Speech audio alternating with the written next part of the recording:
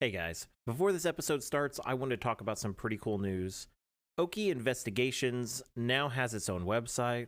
It's truecrime.blog, and it is a running blog for crime stories and for this show. So if you're a true crime buff and you want to see some cool things that we gathered while researching each show, including a timeline of events that we put together, newspaper clippings, court documents, and much, much more, come check us out at truecrime.blog. 1, 2, 3, and... Hello everyone and welcome to Okie Investigations. My name is Trevor Shelby. In this episode, we're going to discuss the Geronimo Bank Massacre that left 4 people dead. This case remains one of the most shocking and violent crimes in Oklahoma's history, and still has people asking questions today. In this episode, we'll discuss what happened, why, and what's happened since. But first, if you're a first-time listener, to experience this podcast to its finest, hit that subscribe button, so when we have new episodes, you will be the first to know. Then, head on over to our Facebook page. Here we can discuss the case together, and perhaps come up with our own theories on the many cases that are featured on this show.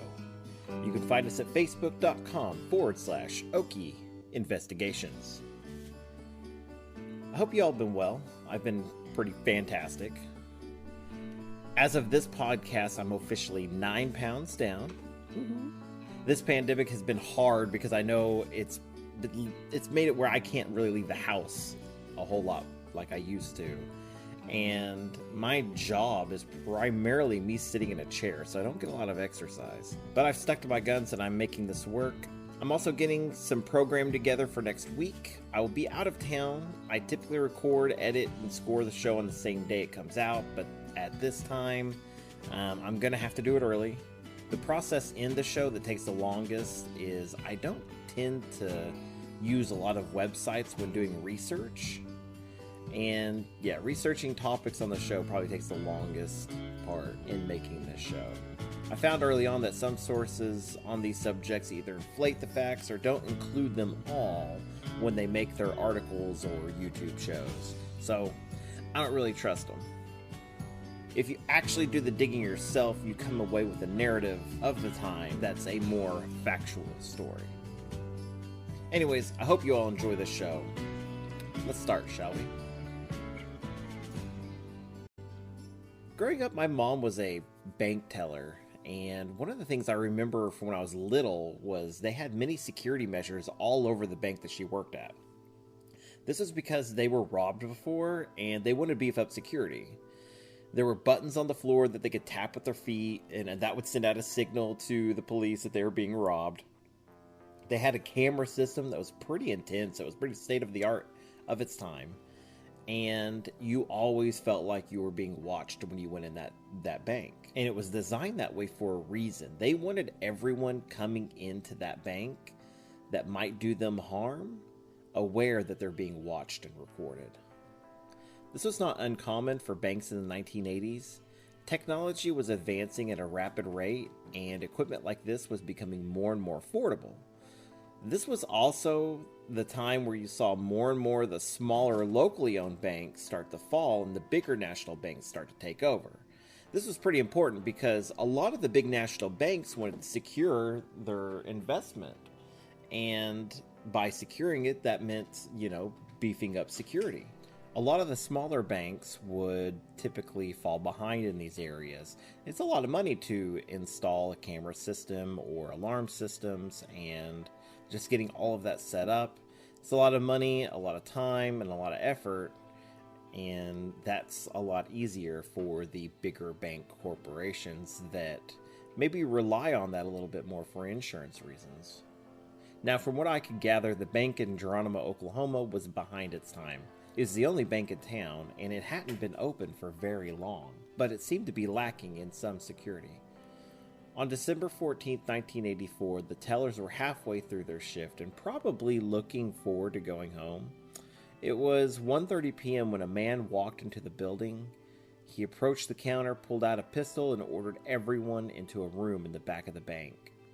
The bank's manager, 2 employees, 2 customers were ordered onto the ground, and then they were violently stabbed and shot.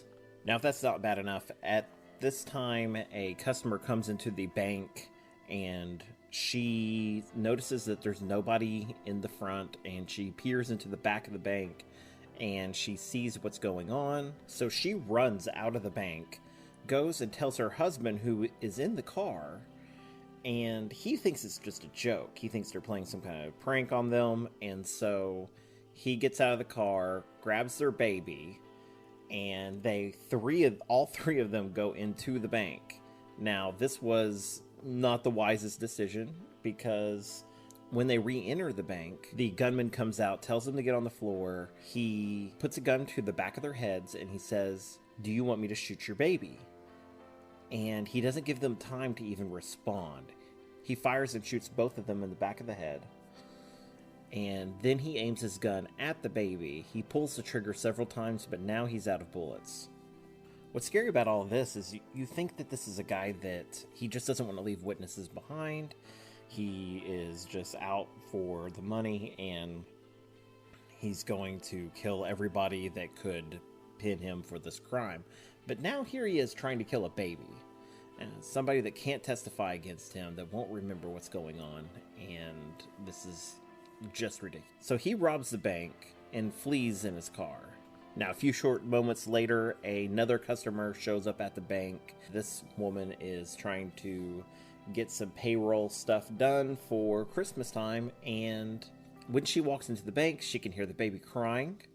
And she goes into the back of the bank and realizes something terrible has happened. Everyone's on the floor, not moving. There's the baby just crying. And so she flees the bank, doesn't know what's going on, but knows it's bad. And she alerts authorities. Now, authorities only had a vague description of the car. They knew it was a blue car.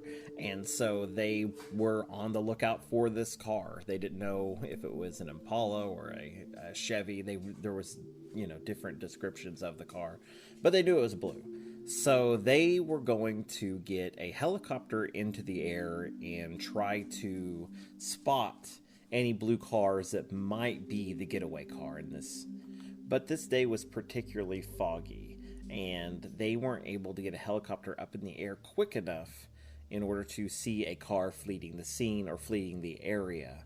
So all in all, really, this guy has robbed a bank, killed several people, and has fled without anybody really seeing where he's gone. So there's little chance at this point that they're going to find him right away. But amazingly, the young couple that came into the bank with the baby, they both survived their headshot wounds. So, and they actually survived. It's pretty superficial, apparently. They get to the hospital and they're treated for their injuries, and they're able to give a pretty good description of the attacker in this case. Another thing that aids the investigators in this case is they get a pretty quick FBI write-up on what the profile of this killer is. And the profile is pretty interesting. According to the profile, the gunman probably had very sporadic or irregular employment, was probably employed by a maintenance job or manual labor, had a high school education at best, but probably did not finish high school, was extremely unpredictable in behavior, often acting on impulse, and was a loner who preferred isolation. After periods of isolation, the profile states he often has outbursts. The man will always act against smaller or weaker persons than himself, is prone to carry or exhibit a knife or gun to impress his associates with persons younger than himself and often threatens them, and has very few heterosexual relations, and if he is dating, his girlfriend will always be considerably younger. The profile also lists several traits that subject may have exhibited in the weeks before the robbery. He was totally disorganized. He had poor personal hygiene. He was unkempt in appearance. He suffered insomnia. He, in all, probably was up all night before the robbery. He also probably did not come home the night before the robbery. The profile continues. This individual will have an alcohol and drug abuse history and prior criminal history. He will exhibit antisocial behavior such as traffic violations. Now, breaking this case came a lot quicker than expected, and it also came a lot further away than probably expected. And that was the two suspects were in San Francisco, California, spending some of the marked bills from the robbery. You see, nationwide, the FBI was searching for these bills. They're just waiting for them to start popping up because they felt that the robbers probably didn't realize that the bills that they received were marked in such a series that they could be identified. In San Francisco, J. Wesley Neal and Robert Grady Johnson were found to be spending those bills. They had been staying in a hotel in San Francisco, and they had been not very quiet about their presence. They made it known that they were looking for a place to live in San Francisco. They were keen on moving there. And so the FBI, having that knowledge, was able to use that against them. So they showed up to their hotel room. They had the desk clerk phone their room. A FBI agent posing as a real estate agent let them know that she was there and wanted to show them a few places. They came down and they were surrounded and arrested without incident. The police then issued a search warrant and found significant evidence in their hotel room. They found cash, airline tickets, a pair of Levi's that had a stain below the rear pocket. And the FBI felt like they had enough to pretty much hold these guys and get them ready for extradition back to Oklahoma. It seemed like California just could not get rid of these guys fast enough. It was interesting to see how quickly the federal court could get somebody extradited somewhere. This crime took place on the 14th of December. They were found on the 20th of December and arrested, and by the 29th of December they were both in Lawton, Oklahoma. Now, if this were going through the state courts, this would actually be a little bit more lengthy of a process, but the federal government was able to help out in this instance to get these guys moved a little bit quicker. The bank robbery charge is a federal crime, and they could be tried in a federal court for this crime.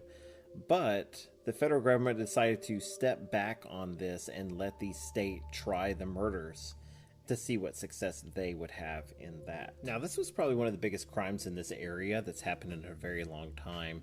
And while the trial was getting ready to start, the people in the area was very interested in seeing what was going on. This is long before there was a thing like court TV or anything like that that could give you an eye's view into the courtroom.